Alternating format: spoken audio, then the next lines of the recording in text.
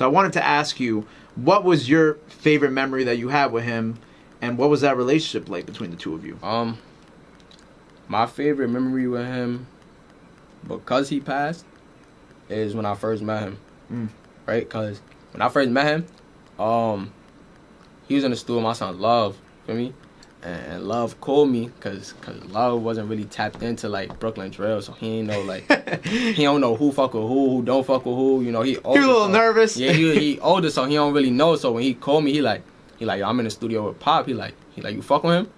I'm like, yeah. I'm like, I don't really know him. I had just came home, so that's like when he dropped welcome to the party. That's when he was heating up. I wasn't home. Like when I came home, Fake was already big. So right. So when he it was after the first Meet the Woo tape dropped. Nah. Yeah, I think it did drop. Yeah. I believe it. Because Meet the Woo 2 dropped last year. February. Yeah. Yeah, fact. So it definitely dropped. So it's probably like months, like October 2019. I think that's summer of 2019 is when Welcome to the Party was everywhere. So you came home in the summer. Okay. Yeah, facts. So around the time that Welcome to the Party was blowing up. Yeah, so the tape was already dropped. Yeah, so like in October for me, he like you fuck with Party? Like I'm like, yeah. I'm like, I don't know him though. For me, like I'm gonna call you back.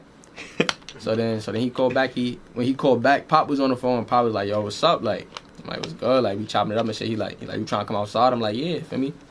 So first he trying to figure me out because he not really in tune with my music. Like, he in tune, but he don't really know where I was outside. Like, what's up? Yeah, different areas too. Yeah. He from the floor, so I'm from the east, but I be in the style. So he just trying to figure me out and shit. He trying to see if you cool. Yeah, basically, for me. So I'm like, yeah, I'm gonna pull up on you. So then he sent me an Uber. I pull up on him. He told me play some songs for him and shit.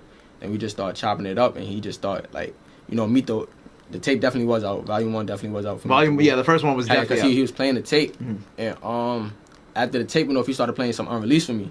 And he started telling me, he like, yeah, I'm about to get off this drill shit. Like I'm about to get off this street shit. He like, I'm trying to be like, for me, legendary. And now, from me and him that day and him passing, like.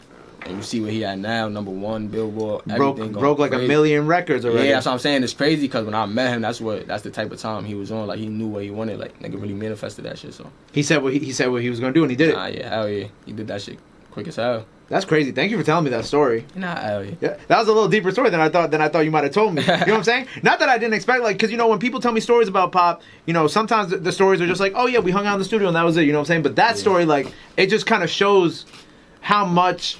One, he meant to you and the short time that you guys got to spend and be friends and cool and whatnot, but also kind of like what he did for the bigger picture. You know what I'm saying? Even everybody out right now, like including yourself, like he kind of really I definitely paved that way for the lanes to be for the multiple lanes to be open. Nah, yeah. I didn't even like jewelry until I met Pop. Like niggas like Brooklyn drill rappers wasn't even flexing in jewelry. Like you had Jizzy Moolah and shit, but like.